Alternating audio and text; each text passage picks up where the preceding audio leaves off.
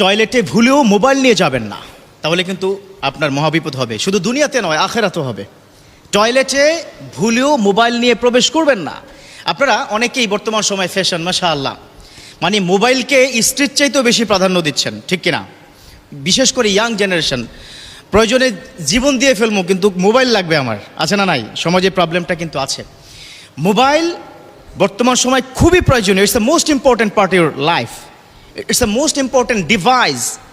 আপনি ইউটিলাইজ করবেন, no problem, এটা নিয়ে I have no objection about this matter. But objection হচ্ছে এই মোবাইল ইউজ করার ক্ষেত্রে, কখন, কোথায়, কিভাবে আমরা ইউজ করব। বর্তমান সময় যুব সমাজ নষ্ট হচ্ছে একটা বড় জায়গায়, সেটা হচ্ছে মোবাইল ব্যবহারে, ঠিক কিনা? কথা তিক্ত বাট কথা বাস্তব। এখানে ইয়াং তোমরা কি যারা আছো যে মুচকি মুচকি হাসতেছে, হাসলে কাজ হবে না। এই মোবাইল তোমাকে ধীরে ধীরে জাহান্নাম পর্যন্ত কি নিয়ে যাচ্ছে। আলহামদুলিল্লাহ অনেক ভাইয়েরা আছে যারা মোবাইল ভালো কাজে ব্যবহার করে, মাশাআল্লাহ। এই যে আমি কথা বলি, আমার কথাগুলো তারা শেয়ার করে দেয়।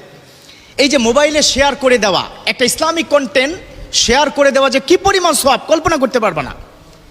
বিশ্বনবীর সময় কোনো সুন্নাহকে তারা কিভাবে কি শেয়ার করতো। শেয়ার শব্দটা তো শিখছি মাত্র 15 বছর, তাই না? আরও কম, 10 বছরও হয়নি। শেয়ার, ভিডিও শেয়ার করা, হ্যাঁ, কন্টেন্ট শেয়ার করা। কিন্তু 1500 বছর পূর্বে বিশ্বনবীর সময় কিন্তু শেয়ার সিস্টেম ছিল। একজন সাহাবা যখনই শুনেছে বিশ্বনবী কোনো একটা আমল দিয়েছে, সাথে সাথে অন্য সাহাবার কাছে শেয়ার করতেন, ঠিক কিনা? হাদিসে আছে না? আর এখন তোমরা, আমি যেটা অনুরোধ করব, মাঝে মধ্যে এই কথা কি বলে থাকি যে কোনো ভালো একটা ইসলামিক কথা তোমার যদি পছন্দ হয়, সাথে সাথে শেয়ার করবা। কি কারণে? একটা মৌলিক কারণ, তোমার একটা শেয়ারের কারণে যদি 500 লোক ওই আমলটা করে, সমপরিমাণ আমল তোমার আমল নামে আল্লাহ পাক দিয়ে দেবে, সুবহানাল্লাহ। অতএব শেয়ার করবা। তো মোবাইল ভালো কাজেও ব্যবহার করা যায়।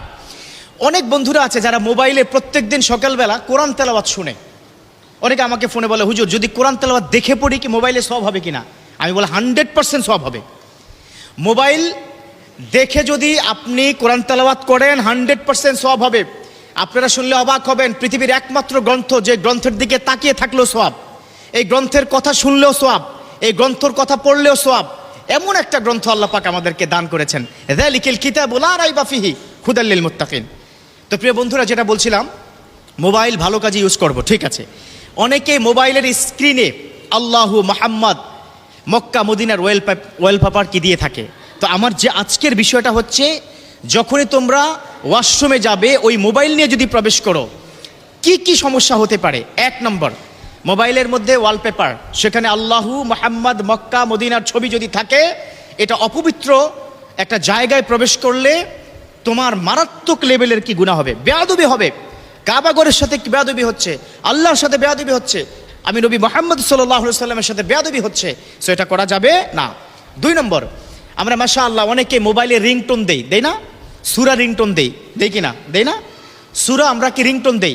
তুমি ধরো টয়লেটে ঢুকলা, টয়লেটের কাজ তুমি করছো, হঠাৎ করে তোমার ফোন মানে কি বেজে আসলো, ইয়াসিন ওয়াল কুরআনিল হাকিম ইন্নাকা লামিনাল মুরসালিন আলা সিরাতিম মুস্তাকিম। কোথায় হলো? টয়লেটের মধ্যে হলো না? টয়লেটের মধ্যে সূরা যদি তেলাওয়াত করা হয়, তোমার প্রতি আল্লাহর গজব পড়ে যাবে। একটা পবিত্র অপবিত্র জায়গায় সবচেয়ে পবিত্র বিষয়টা হচ্ছে। So be careful, listen to me, young generation, তোমাদেরকে বলছে, এই ছেলে তোমরা কি কথা বলো কেন, একটু মনোযোগ দিয়ে শোনো। এই যে টয়লেটে ঢুকে যখন সূরাটা তোমার রিংটোন হবে, আল্লাহ বেজার হয়ে যাবে, অথচ যেই সূরা শুনলে আল্লাহ পাক খুশি হয়ে যেত। খেয়াল করেছো? আচ্ছা, 3 নম্বর, তুমি টয়লেটে ঢুকলা, ফোন আসলো, এত জরুরি ফোন, না ধরে আর পারতেছো না, ওই পাশ থেকে তোমাকে আসসালামু আলাইকুম, তুমি এখান থেকে বললা ওয়ালাইকুম আসসালাম, ওখান থেকে বললা আপনি কেমন আছেন, তুমি বললা আলহামদুলিল্লাহ ভালো আছে, আল্লাহর রহমতে খুব ভালো। তো এই যে আলহামদুলিল্লাহ সালাম আদান প্রদান টয়লেটে, এটা কি জায়েজ আছে? জায়েজ আছে বলুন? জায়েজ নেই। সো এই যে কাজগুলো আপনি করছেন খুবই ভালো, সালামের উত্তর দেওয়া ওয়াজিব, আলহামদুলিল্লাহ পড়লে গোটা বিশ্বের সব জায়গায় সওয়াবে পরিণত হয়ে যায়। এত ভালো কাজ, সূরার রিংটোন সওয়াব হবে আপনার।